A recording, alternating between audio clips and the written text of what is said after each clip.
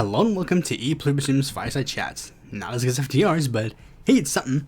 Now, if you may note, we're going to get into two things before we get into the episode. One, you may notice that this is being recorded the day before the episode.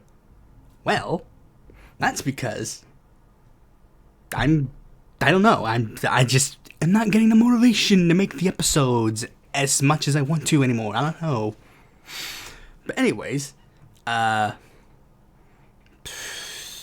also, I guess good thing on the audience polls for the things, whatever. Anyways, with that out of the way, let's get right into the news. First, a big news story that happened, which is very, very troubling, where the terrorist group Hezbollah has been getting a lot of their pagers being exploded across Lebanon, causing thousands of injuries, with Israel taking credit for what has happened. Oh yeah, and I guess you should notice this. Me being lazy about it is actually a big thing, because if you hear in the background, it's actually storming like hell outside. So it's like, yeah, I probably should have recorded this earlier. Whoops. But anyways, says here, electronic pagers belonging to members of the Lebanese militant group Hezbollah exploded simultaneously on Tuesday afternoon, killing at least 9 people and wounding around 2,800 across the Middle Eastern nation. The method of attack was highly unusual, if not unprecedented, and raised the specter of escalation in the Israel-Hezbollah fighting. Lebanese officials and Hezbollah blamed Israel after examining all the facts, data, and information about the heinous attack that took place this afternoon. We hold the Israeli enemy fully responsible for this criminal aggression. Now, what the people have been figuring out is that there was a shipment of pagers that were being released. I guess I should explain this to some people in the audience. Pagers, for those who do not know, these are pagers. This was the method of communication that people used to do a while ago. So pagers, it would literally be like, and it would give an information about like something, like missed phone call from this person. It's also known as beepers, other kinds of things. But like they would give you like a message from another person. Hold on, what? It does not. Yeah, because I was confused. I was like, Al Grossman? What do you mean? But it's an invention that people would use to like communicate with each other. And in places like Lebanon and other places, pagers are still used a lot. Pagers are also used a lot, of course, as I mentioned, it's used by Hezbollah because I think it's just obvious that pagers are like a little bit less like trackable than like modern day communication devices like iPhones and stuff. And here's the thing that a lot of people have been pointing out about this attack that has been very bad.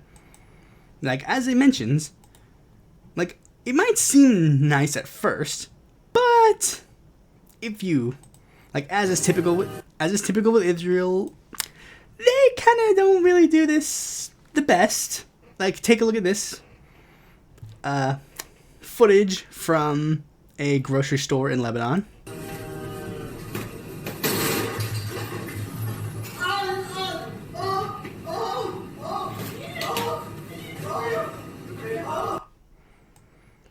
So we're just going to go on the assumption that this guy is a Hezbollah fighter, since he has a pager, and allegedly, ignore this anti-Semite, but allegedly, these are purely Hezbollah pagers. Even though I've read some things that I haven't really been able to find again that say it's not exactly 100% proof that they are just Hezbollah ones.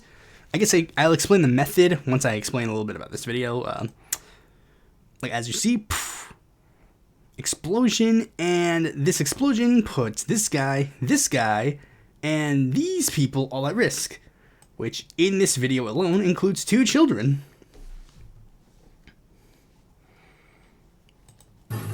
Israel put all of them at risk because of this thing.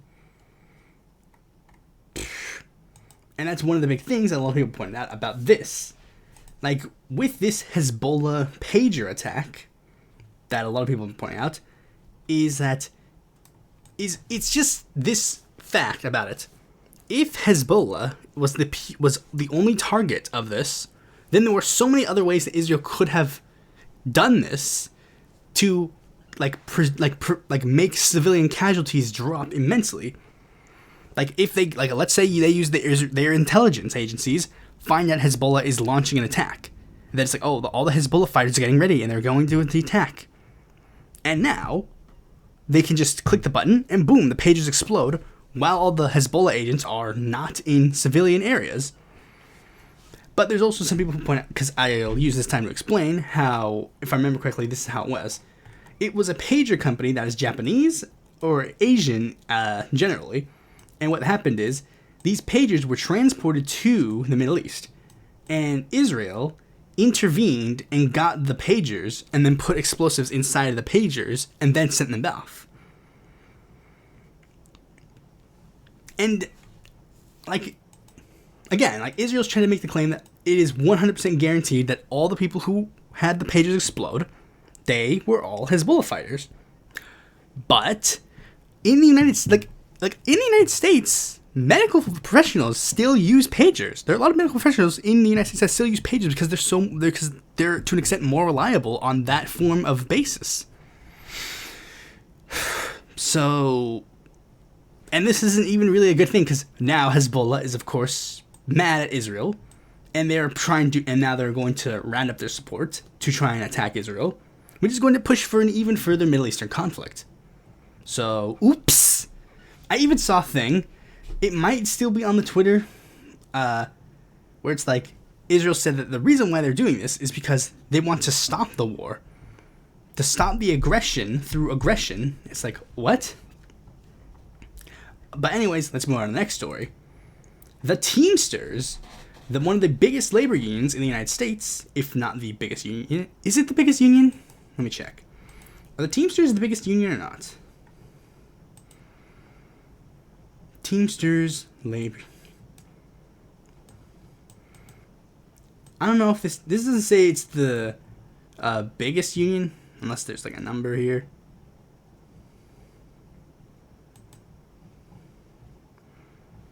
Not really well, but it's a really big labor union, and they've announced that they're not going to be making an endorsement for the United States presidency. And let's read some of this stuff. The General Executive Board of the International Brotherhood of Teamsters on Wednesday elected to not endorse any candidate for U.S. president. After reviewing 6 months of nationwide member polling and wrapping up for nearly a year rank-and-file roundtable interviews with all major candidates for the presidency, the union was left with few commitments on top Teamsters issues from either former President Donald Trump or Vice President Kamala Harris, and have found no definitive support among members for either party's nominee. In data publicly released, Joe Biden won the support of the Teamsters, But basically, the labor union is saying that they have no faith that either Kamala nor Trump are going to actually adhere to Teamsters unions plans, which is weird because it says right here, while Harris pledged, if elected, to sign the PRO Act, an essential piece of labor legislation strengthening labor union protections and criticize dangerous right-to-work laws that are enacted to bankrupt unions, Trump would not commit to veto national right-to-work legislation if he returns to the White House. This is the weirdest part about it. It says here, it says Harris, if elected, committed to signing the PRO Act and has openly said right-to-work laws are bad. And then their element for Trump is Trump has not committed to veto right-to-work legislation.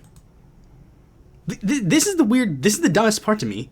This paragraph right here literally is should this not be proof enough about your stance on the labor? It says here, Kamala Harris pledged to support the PRO Act, the biggest piece of pro-labor legislation in the world. Trump says, I will not commit to not doing this very bad legislation for unions. This is genuinely just what? And the Teamsters, they kind of were building up to that announcement because they published this, they published some things. It's for the past year, they were trying to here were some polls that they released from April to September. The Teamsters Union conducted in-person straw polls. So here's what they showed. Their polling results held from April 9th to July 3rd, which were done prior to Biden's withdrawal, showed that the majority of the Teamsters, at least in the polls here, say that Joe Biden was their preferred candidate. followed by Trump, RFK, and Cornel West. Then, when they did a poll after the withdrawal, magically Kamala Harris dropped to 34%, and Trump shot up to 59.6%, with a phone poll showing similar results. And there's one thing I just have to say that is kind of I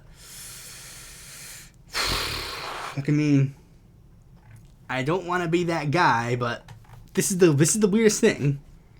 The Teamsters, a lot of people were literally saying the Teamsters, and the Teamsters, not just the Teamsters, but many other labor organizations, openly stating that, like, Kamala Harris and Joe Biden, like the Biden-Harris administration was the most pro-labor U.S. presidency in a long period of time. And yet somehow it goes from 44% to 34%, a 10-point drop for some reason. I wonder what is the difference between Joseph Robinette Biden and Kamala Harris. I wonder if there is one or two factors that might be different from Joe Biden and Kamala Harris that might potentially have swayed their minds on this issue. I wonder hypothetically, I wonder if there is anything that is remotely different about Joe Biden and Kamala Harris. I wonder what is the difference.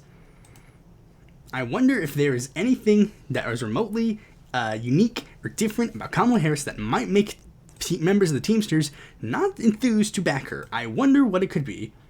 I wonder what it could be. I guess it's still a mystery, my friends. But many people also pointed out that this is just kind of ridiculous for the Teamsters to even remotely consider backing Donald Trump. But remember, the Teamsters have kind of been cringe already. Remember, this is the same union that had to pay $2.9 million to settle a racial discrimination lawsuit. Black and Hispanic workers were being publicly humiliated by the Teamsters, and yeah, you're not really beating allegations. And this is also the same guy who did this.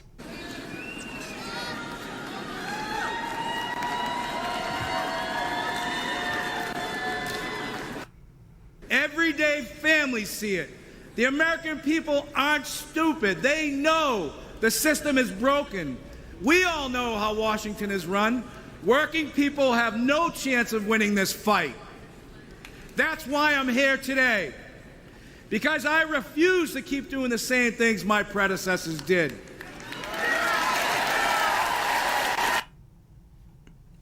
Like, he's just jumping in on the Trump is a pro-labor candidate grift. Like, that's what he's trying to do. So much so that he's literally being touted by the Trump campaign. The Trump war room is literally, like, because people, they're critical of they're critical of Sean O'Brien for what he said and done. So, and one person who was critical was Alexandria Ocasio-Cortez, pointing out the very obvious fact that Donald Trump has a largely anti-union and anti-labor record. Meanwhile, Kamala Harris and Joe Biden do not. They are, in fact, very pro-labor, and this should not be a hard decision. So, she criticized them, and Sean O'Brien made a very interesting attack to her. She should maybe get into her district where it voted far Republican, far-right Republican, and maybe find out what the problem is. When I have a problem in a work site and there is criticism, I get right in there and find out what. What do you mean voted far-right Republican? She's in our polling, she's a Democrat. In our polling, oh, you mean among Teamsters? In our polling, New York, her district, voted overwhelmingly Republican to support former President Trump. So she may want to focus on her job instead of mine. She should maybe get into. Yeah, that's interesting. I'm just going to take this over here for like a second, just so I can get some stuff. But many people point out another weird thing about this, because look at this. He said, maybe she should focus on her own district. According to this, the Teamsters of her district voted to support Kamala. Which Yeah, hold on. I'm just gonna, where's, yeah, okay. I'm just gonna pull up, like, the endorsement pages, because this has been very interesting for this. Because this is just really weird. I'm starting to think there's really something very shady going on. Okay, that's labor leaders. Vice president of the vice president of the Teamsters voted for, is openly supporting Kamala. Let's see, which one's the Teamsters? Okay, here's the Teamsters. A bunch of members of the Teamsters have openly decided to support, like, Kamala, which is really weird. It's like, if all of these Teamster affiliates are, like, openly backing Kamala, it's like, where is this? Yeah, see, Teamsters Local 202, the one I just showed you, they're the ones from New York. Well, okay, it says here, active Teamsters retirees from New York to California. So yeah, it is a New York affiliated union, but it's like, yeah, this is weird. I'm starting to think that, because I mean, I'm even going so far as to say that Sean O'Brien is probably trying to be the fucking, like the leader of, like, the Nazi unions in an ideal, like, you know, in the hypothetical scenario where Trump becomes the fascist leader. So yeah, let's just move on to the next story, which is not really political, but it is interesting. MrBeast faces lawsuit over alleged sexual harassment, unpaid wages on Beast Games reality show. Shoot. I guess I have to pull up a different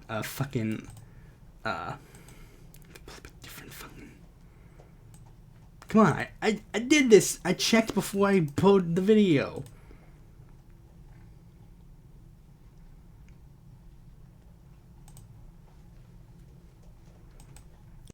YouTuber MrBeast, Amazon sued by reality show contestants alleging abuse, harassment. Popular YouTube star MrBeast is being sued by contestants for his reality competition Beast Games, alleging the production of the show was rife with workplace abuse and denial of pay, unsafe conditions, and a culture of misogyny and sexism. The lawsuit, filed in Los Angeles on Monday, also notes Amazon had a production company owned by MrBeast, whose real name is James Donaldson. Production of the show Beast Games was announced in March, with MrBeast and Amazon touching it as the largest game show in history, featuring over 1,000 contestants competing for $5 million prize money. Unreasonable, unsafe, unlawful.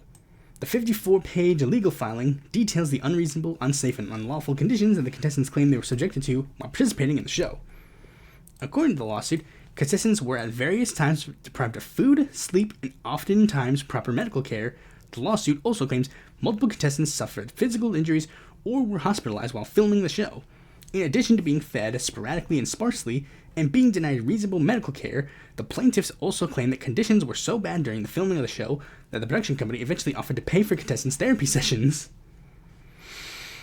So yeah, I guess I should say that the people who were criticizing fucking MrBeast long ago for being shitty were right in the end of the day. Because a lot of people were trying to say, like, back in the day, like, you know, when MrBeast became, like, rich and a lot of people started, like, shitting on him for being rich and being, like, a rich capitalist elite, you know, some people were like, oh, come on, dude, you can't, like, do that. But no, it's just very much showing that he really much is just another billionaire. Like, the dude, I mean, he just does it in a different way. He just paints himself in a different way. Speaking of rich billionaire assholes, this isn't really, it says Trump supporter. I saw Trump in the thing, so that's why I saw that. But anyways, big thing about the Trump Haitian immigrant story. I didn't really cover it as much because it was kind of obviously fake. But yeah, proof that it's obvious fake.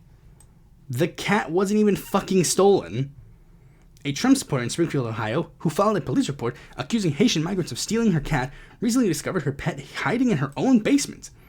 Anna Kilgore regained national attention after filing a police report, which she accused her Haitian neighbors of being responsible for her cat's disappearance in late August, claiming they had eaten the cat. However, it was later discovered that her cat, Miss Sassy, had been hiding in Kilgore's basement the entire time. After realizing her mistake, Kilgore used a translation app to apologize to her neighbors, according to the Wall Street Journal. It was a mistake, she told reporters, admitting the incident had gotten out of hand. The apology, however, did little to alleviate the fear and damage already inflicted by Springfield's Haitian community, with some considering leaving. And this is the fact. This story will be out there, and it doesn't matter. It literally doesn't matter. Vance and Trump have openly admitted that this story is fake, and they're still going to go with it. Vance literally said, it doesn't matter if the Haitian immigrants were illegal or not. I'm still going to call them illegal immigrants. Like, it doesn't matter. It just doesn't matter. They don't care. These guys don't fucking care. These guys genuinely do not fucking care. And it's just depressing that that we're in a situation, in a world where, like, we live in a world where a presidential candidate and his vice president can be caught openly lying, openly spreading misinformation, and then people are just like, nope, I'm just going to go along with it. It's just fucking depressing. Speaking of depressing, Mark Robinson and the Republicans are going to get a little depressed because of this big thing. Okay, so this was actually a really big thing. So Mark Robinson, there was actually a thing that was going on. Mark Robinson, the governor nominee, the Republican governor nominee for, like, the Republican nominee for governor of North Carolina, he, and the current lieutenant governor, there was a thing that happened where it was reported that he, like, on the day the filing deadline was going to happen,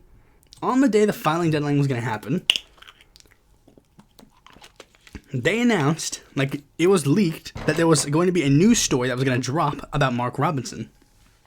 And everybody was like, oh my god, what's it going to be? What's going to happen? And everyone was like, okay, so what the fuck is going to happen? And the actual news story was way more interesting. Mark Robinson, the controversial and socially conservative Republican nominee for governor of North Carolina, made a series of inflammatory comments on a pornography website's message board more than a decade ago, in which he referred to himself as a black Nazi, expressed support for reinstating slavery, and listen to this. Despite a recent history of anti-transgender rhetoric, Robinson said he enjoyed watching transgender pornography, a review of archived messages found in which he also referred to himself as a perv. He also goes on to say that he spied on a girl's bathroom and peed on a girl at one point, and that he fucked his girlfriend, he fucked his wife's sister. And basically, all this comes from the fact that Mark Robinson has he uses the same username in every single website that he goes on, so it's like, yikes. Okay, let's see. I like watching, can't say that word, on girl porn. That's fucking hot. It takes the man out while leaving the man in. What? I went peeping again the next morning, but after that I went back, the ladder was locked, so those 2 times were the only times I got to do it. Ah, memories. What? This dude is insane. And this is how it was, and this is the thing about Mark Robinson that is, like, so fucking weird. Mark Robinson, like, this is how bad it is. It got so bad that Trump and other Republicans actually begged Mark Robinson to drop out.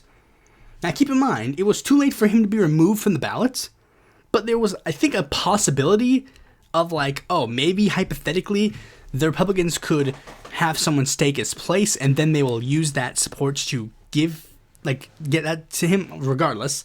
It doesn't matter. Mark Robinson is basically just went with, no, I'm just going to deny this ever happened, even though it's, like, just abundantly obvious. And yeah, we just live in that world where literally he'll just be like, nope. Like, that's just really bad and depressing. And it's just fucking weird. But I will say one thing. North Carolina's 100% going blue. Like, literally, all that was making, like, Mark Robinson was already seen as a detriment before the story dropped. And he's just making the North Carolina Republicans go even more down the drain. So much so that literally the same day that this news story dropped, I don't know if it was related, but the same day that this news story dropped, like, 4 big Republicans in North Carolina literally announced, hold on, let me see if I can find it. Let me see. Mark Robinson.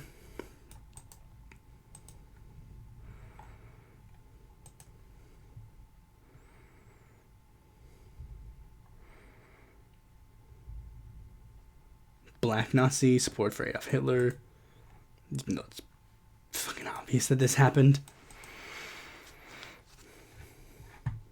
Like, the same day this happened, 4 Republicans announced that they were going to be backing, well, okay, actually, it looks like this was the day before this dropped. So, yeah. But yeah, so yeah, it wasn't really related, but like, yeah. He was already seen as detriment. Speaking of detriments, this is a big detriment because of the fact that this is even remotely considered controversial. So for those who don't remember, Angela Davis was the 2-time Communist Party vice presidential nominee who was put on trial for a crime that she didn't commit. And she announced that she was at a communist festival in France called La Fête de l'Humanité, which had 500,000 people. The newspaper of the French Communist Party. And she basically made a very bold... She made like a very pretty basic claim, not gonna lie. Okay. She said, fielding questions of topics ranging from history to radical feminism to the fight for Mumia Abu Jamal. Like, she's talking about a lot of things, and she's like a huge Palestinian activist. But one thing that brought people's attention was when she talked about Kamala Harris. Like, some people asked her about Kamala Harris due to the fact that she's an American. So they're talking about, like, what about Kamala? Well, she started talking about, like, Kamala and previous administrations. When Obama was elected, that was a very important victory. Davis said, when asked about the advance on black political figures in the United States, it was not a victory in relation to what he actually accomplished during his presidency, but rather what significance that was that young people organized and accomplished something that was considered to be impossible. There were many at a time who didn't think it was possible to elect a black president, but the people, especially young people, refused to believe that. And she believes that the same thing is going to be put with Kamala Harris. The point of winning, however, is not to put the people into office only because of their race or gender. When we engage in electoral politics, it can't just be because of a particular individual is running for the office. It is to enlarge the terrain of mass struggle, to guarantee space for the trade union movements who win victories, for the women's movement to win victories, for the people of color to win victories, for working and poor people to win victories. That's why we urge people to vote, isn't it? You know that here in France for sure. You understand the necessity to push people back. But when you reach my level, nominees of the two major parties, you have to be the face of capitalism, militarism, and neocolonialism. She told us that she'll be the face. Like, basically, she's acknowledging this is here. Like, she's literally just explaining this fact as danger. Like, she's just saying, yeah, Kamala Harris sucks. She's told us that she'll be the face of capitalism, militarism, and neocolonialism. But there's more to think about. Harris is not a fascist, and the other person for running president is. There's no question about who progressives should vote for. Trump, who she never mentioned by name, must be defeated, but getting Harris in office isn't the end of the road. She encouraged her listeners to think of voting as a collective and strategic act in their own struggle in France, as well as whether they're analyzing the labor movement, communists, and the left in the United States urge a victory against Trump over Harris. It's not just about electing Kamala Harris. It's about opening space for those of us who are more radical than Kamala Harris to put pressure for change, especially in the first place when it comes to the genocide in Palestine. And yeah, she's basically explaining that literally it is in the best interest for people to elect Kamala Harris. And let's just see what people have been saying about Angela Davis. Angela Davis. I'm sure that when this dropped, everybody had some nice things to say.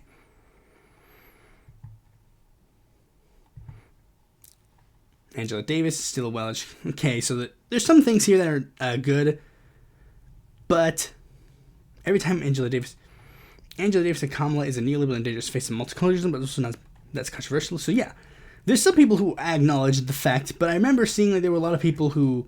Okay, here's one. Angela Davis has lost the plot. How did she lose the plot? Like, what explicitly is the problem here? White people calling Angela Davis a fed because she's right and wants there to be a space to continue to organize.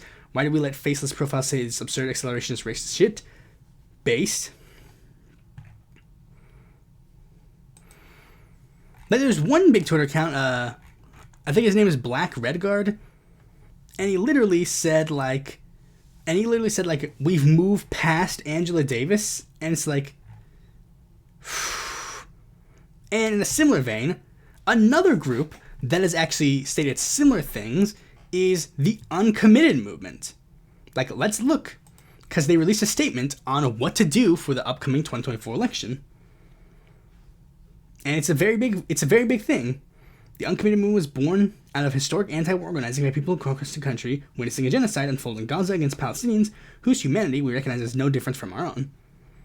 We gather advocating for a life-seizing policy change which ends the bombing in Gaza.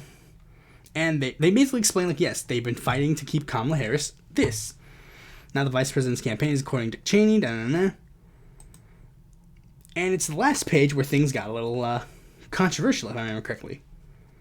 So basically, in our assessment, our movement's best hope is to change lives in growing our anti-war movement. And 77% of Democrats and 61% of Americans oppose weapons aid for Israel assault on Gaza, which is preventing a ceasefire and blocking the reunification of Palestine and Israel. Trump himself has bragged about accelerating the genocide against Palestinians and promised to intensify the suppression of pro-Palestinian activism in the United States. We must block Donald Trump, which is why we're urged uncommitted voters to vote against him and avoid third-party candidates that could inadvertently boost his chances, as Trump openly boasts that third parties will help his candidacy. We urge uncommitted voters to register anti-Trump votes and vote up and down the ballot. Our focus remains on building a broad anti-war coalition, both inside and outside of the Democratic Party. Pro-war forces like AIPAC may want to drive us out of the Democratic Party, but we're here to say movements have long worked to rid the Democratic Party of hateful forces, segregationists, anti-union and anti-choice and anti-LGBTQ proponents, the NRA, and big oil, and we will work in that legacy to rid our party of AIPAC. So basically, uncommitted is basically saying we are going to work to make sure the Democratic Party is changed for the better and try to change their stance on Israel through activism within. And let's see how people responded with. Third-party candidates, including myself, actively supported the uncommitted campaign. Even while working nonstop, I always made the time to talk to the movement. So what kind of message does that send us? You can't endorse Kamala, won't endorse Trump, but also won't endorse the third party because you feel it would help Trump. In other words, you're still supporting Kamala. The long statement is just to say you're supporting Kamala. Way too many words to say support the person killing you or the other person will kill you more.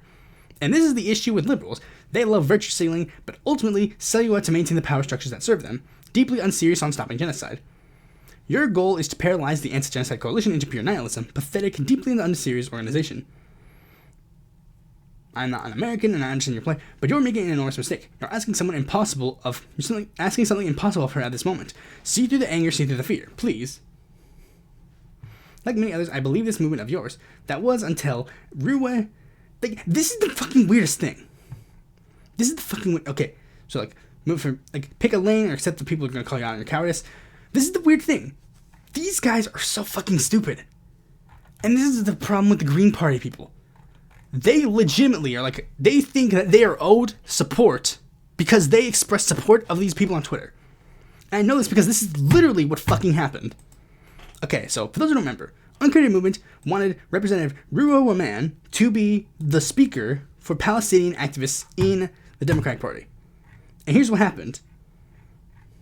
They expressed support for her, and Jill Stein literally went on the fucking show. She went on the fucking Breakfast Club and virtue signaled about oh, you see, we support Ruwa. We support Ruwa. She's amazing. And then Ruwa, continued to activize for the Democratic Party. And then what immediately happened is these guys fucking turned on her. Literally. Now they're going around being the strain and steadfastness of defending people against as Ruwa dissembles. Ruwa it's Jill Stein literally used Ruwa as a prop to earn favor on a podcast where she made a complete ass of herself, and now you're all mad that she won't let you use her. You're trying to virtue signal about using her. That is what you're doing. This is fucking stupid. This is fucking stupid and brain dead. I genuinely, at this point, I fucking hate the Green Party. I hate them. Defending the Green Party is literally just being we want to virtue signal about this. We want to virtue signal. They're mad that they can't use the uncommitted movement for virtue signaling and stuff, and Ruwa for virtue signaling, because that's all they want to fucking do. They want to virtue signal. That's all they want to do. They don't actually want to do anything. And this is the thing. They're listen to this. They're literally looking at the uncommitted movement, who has done extensively more on the Palestinian issue than Jill Stein and Butch Ware have ever done in their lives. And they're looking at them, they're you guys are not good enough. Jill Stein is. Look, Sabi. What the fuck has Sabi done for the Palestinian issue? What is fucking Nick? What has he done for the Palestinian issue? Significantly less than Uncommitted. Significantly less than the Squad. And yet these people are going to try and virtue signal and claim that, oh, they're better than them. Like, and I'm not going to claim that I'm better than them. I'm not claiming I'm better than them either. Because I know that all I've done is basically express support for them on Twitter and on podcasts. But yeah, I voted Uncommitted in the primary. That didn't really do much, but yeah. And just to show how more insane that the Green Party has become, like, when people are shitting on those guys for doing, like, actual good things, Jill Stein is going around doing this. If we get the word out to the people who are most impacted, they could be coming out and registering like never before, and we could see a complete black swan event in an election where we've already seen, one black swan development after another. So I'd say don't count your chickens here before they hatch. The American people are really hungry for change. Let's let the American people decide. Let's get the options out before them. Thank you for being real journalists here and, actually getting the word out to the American people who need to be informed and empowered to make the decisions that we need to make about what our lives and our future look like. If we get the... Okay, so first you notice, as this says, Blaze TV and Blaze, Glenn Beck's news channel, the far-right news channel. Alex Stein is also great friends with Nick Fuentes, and yeah, Nick Fuentes is a huge Holocaust denier friend. And this is the person she's calling a great journalist, by the way. Hardy's Congresswoman On AOC, that's my favorite big booty Latina. The firebrand liberal New York Democrat. That is the person that she is calling a great journalist. Anyways, with that out of the way, let's move on to the main topic of this episode. We're going to be doing the 8DPolComp, a new political test that I have not taken thus far. Okay, the 8DPolComp test is a political test and data collection app that places users on 8 ideological axes. Click the button below to join these many people to find out where you stand politically. Alternatively, continue reading to learn more. I'm going to do a little bit of learning to understand. So it gives you 4 axes that kind of explain your viewpoints. The upper left compass measures your attitudes towards social and cultural change and how you believe this change should be politically executed. Conservatism, progressivism, moderatism, radicalism. Upper right, two-dimensional political compass you're probably familiar with, which measures your attitude towards economic policy as well as authority and individual liberty. Capitalism, socialism, authoritarianism, libertarianism. Lower left measures my attitudes towards governmental power and distribution of your nation's relationships with other nations. Nationalism, cosmopolitanism, autocracy, democracy. And lastly, my technological attitudes. Primitivism, transhumanism, theocracy, secularism. I'm going to take a wild guess and say I'm probably going to get progressive, radical, socialist, libertarian,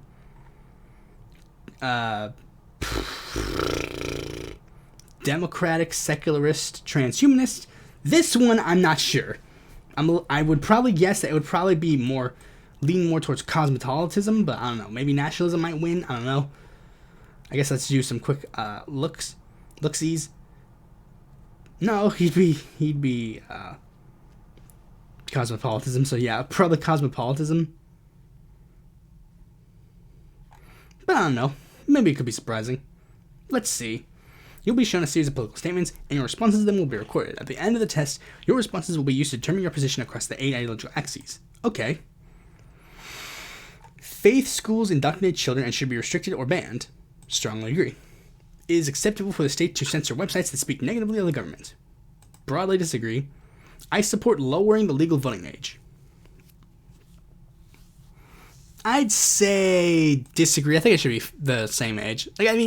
At this, I would say that 18 is at the very least a good age. If you live in a society where 18 is considered an adult, then that should be the age that's considered vote. The government is trustworthy. That's a little bit of a tricky question. I'm either going to say neutral or not sure or disagree. Let me think about it. Broadly,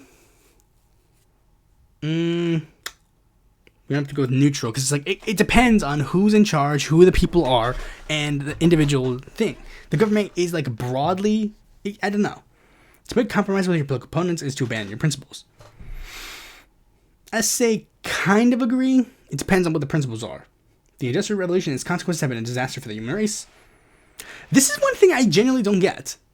I'm sorry, but I don't know if this is going to be controversial or not, but the fact of the matter is, the Industrial Revolution is quite literally a needed step in history.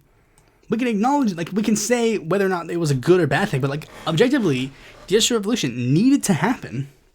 If it wouldn't, we wouldn't be in the position where we are today. I guess that's where the criticism, like, it's been a disaster for the human race. But I would say, broadly, it's done good things.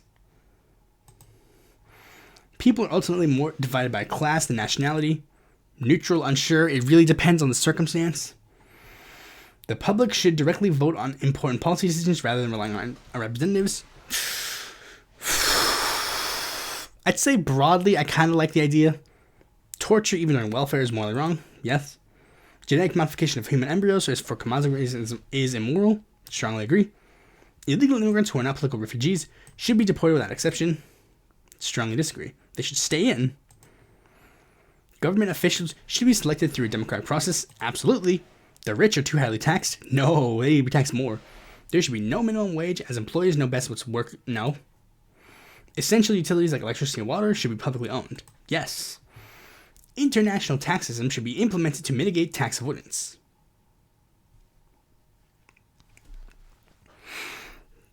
Yeah, I think that actually would be an interesting idea. Like, I think it really depends on how it is and how it would be difficult to implement, I know, but, like, broadly I think the idea should be fine. Religious attire should be required by law. Absolutely not. You should be free to wear it if you want, but it should not be required. Land shouldn't be a commodity to be bought and sold. Absolutely. Tierra y libertad, my friends. My country's culture is superior to other cultures. That's a very tricky question, because the fact of the matter is, this is really fucking weird, because it's just like, it's especially a difficult question for me because of my understanding of American culture, because American culture is literally every other culture mixed together. So I guess in that sense, yeah, just no. And also in the sense of just like, no one country's culture is automatically better than another country's culture. Corporations can be trusted to operate ethically without excessive regulation. No, they need extremely regulation. Voting is pointless. Strongly disagree. No. I support the death penalty for serious criminals, even if some are falsely accused. Absolutely not. The fact that there are some falsely accused is literally just like death in the coffin for that. The only social responsibility of a company should be to deliver a profit to its shareholders. Nope. International wealth redistribution programs should be implemented to mitigate global inequality.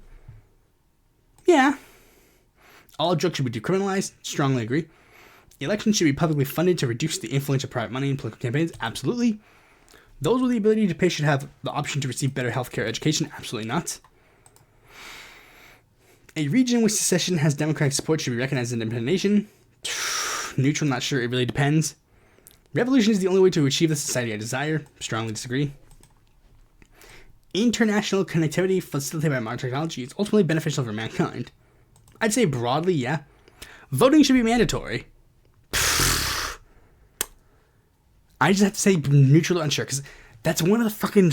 It's one of the things that's, like, very difficult.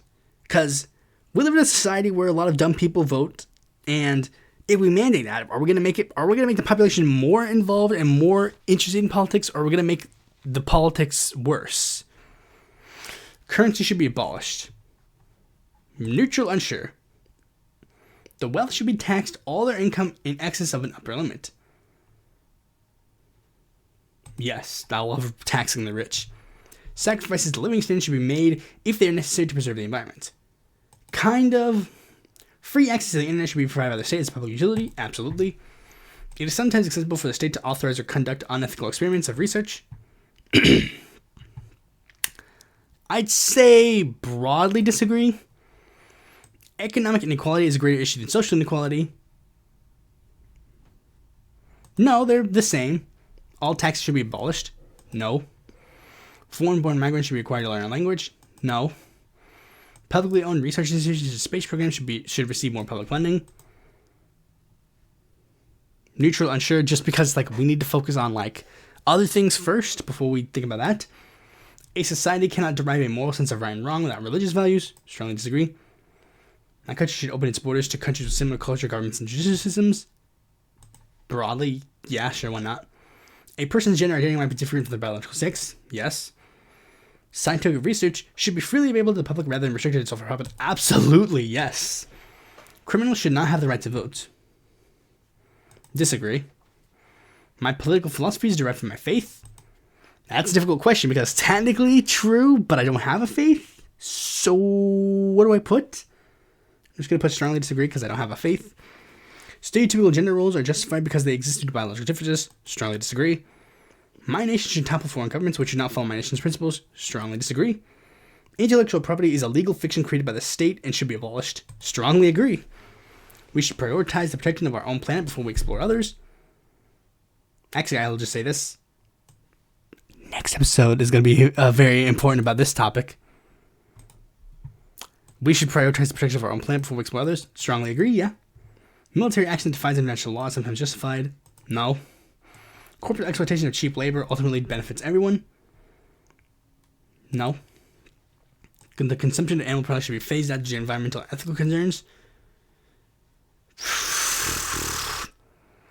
Neutral, unsure, because it's like, I know broadly if the world was a vegan place, we would have ultimately a better world. But the problem is, it's like, I don't know how that, it's a little difficult, because this is the problem. I can't really foresee futures where I live in a hypothetical happy la la land. That's kind of like not how I view the world. I kind of view my politics and my understanding of the world as like what can actually be accomplished in my lifetime. So that's kind of why I'm more broadly like more reformist than I am a revolutionary and stuff. My country's values and culture were better in the past than they are now. No. It is never acceptable for protesters to break the law. No. Economic regulation should be tightened to more effectively prevent the emergence of monopolies. Yes. Foreign-born migrants should not have the right to vote. Now, this is a very interesting question that is essentially going to be a somewhat playable factor in the most recent election. But basically, Republicans are trying to make this big argument about like whether or not foreign immigrants have the right to vote. And I'm not necessarily swayed on either perspective, really. I mean, if immigrants never get the right to vote in this country, I kind of don't really care.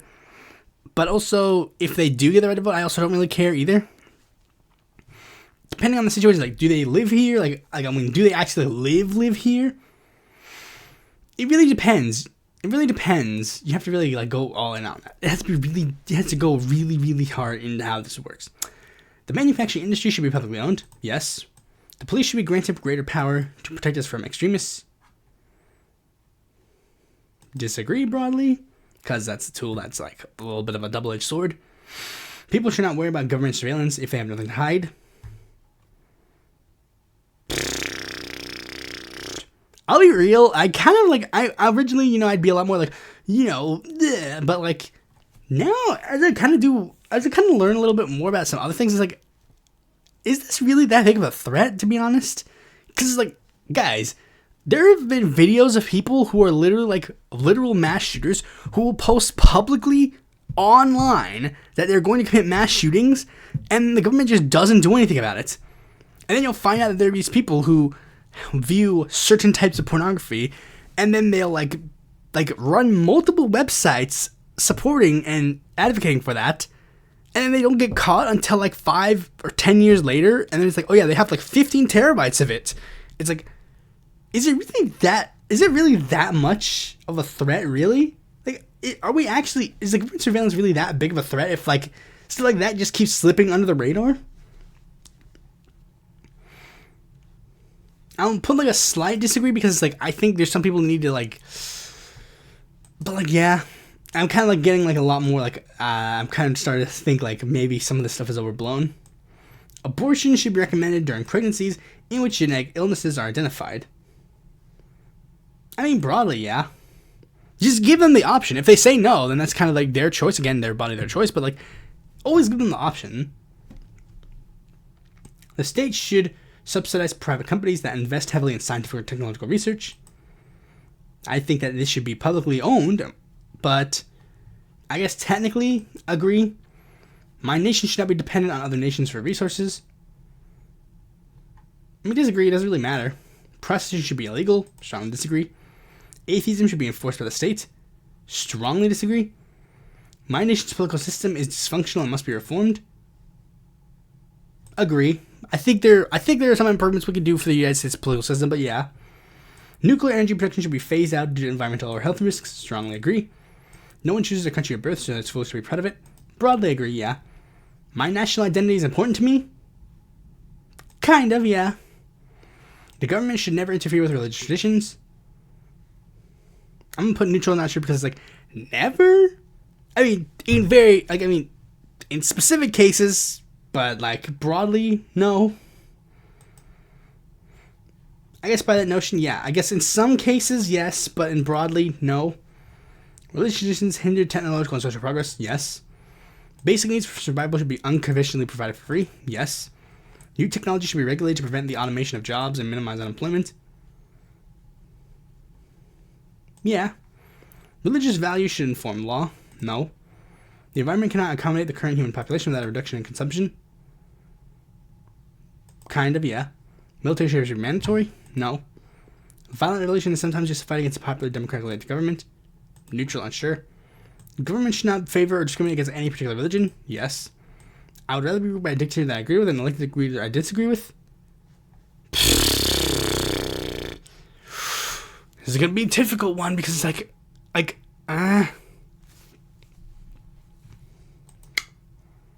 So let's just say, let's do this hypothetical, dictator that I agree with, dictator that I 100% agree with, and then elected leader I disagree with. But then it's but what if I end up disagreeing with something that the leader does? Neutral, unsure, I don't know. Certain ethnicities, genders, or sexual orientation should sometimes be given preferential treatment. Neutral, unsure, because it's I don't know what specifically they're referring to. Due to ethical concerns, when I say that, I don't mean I don't know if they mean in an affirmative action case or if they mean treat the straights better than the gays.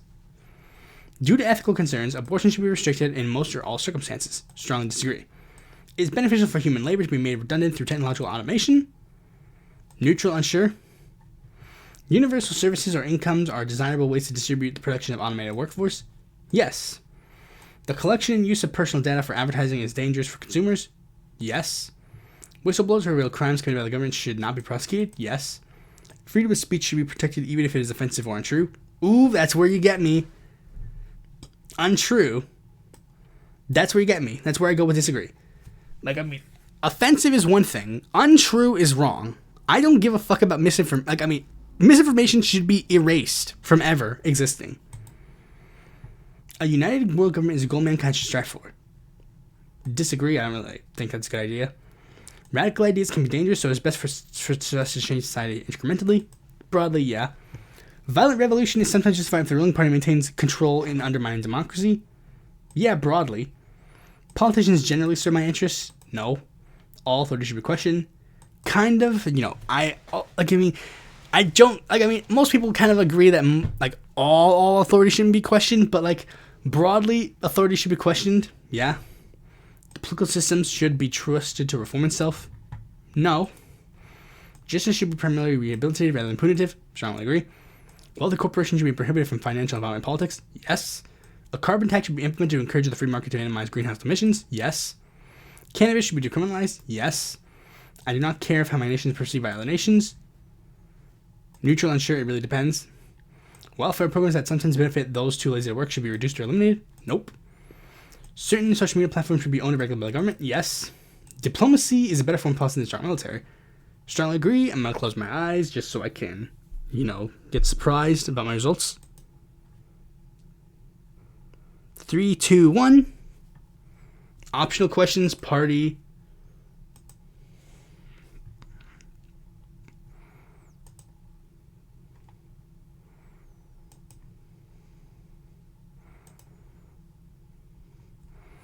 Alright, here are my results.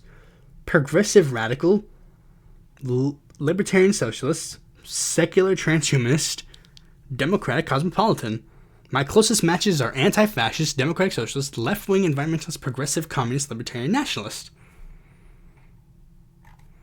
Okay. That's pretty cool. That my number one result is anti-fascist. So yeah, that's pretty much all I gotta say on this episode. Thanks for watching this video. Be sure to like, comment, share, subscribe, and click the bell to notify when a future video of mine comes out. And if you need more content from me, you can go to my... I keep trying to say that when all that stuff is like fucking destroyed. Just consider supporting me on Patreon, my boys.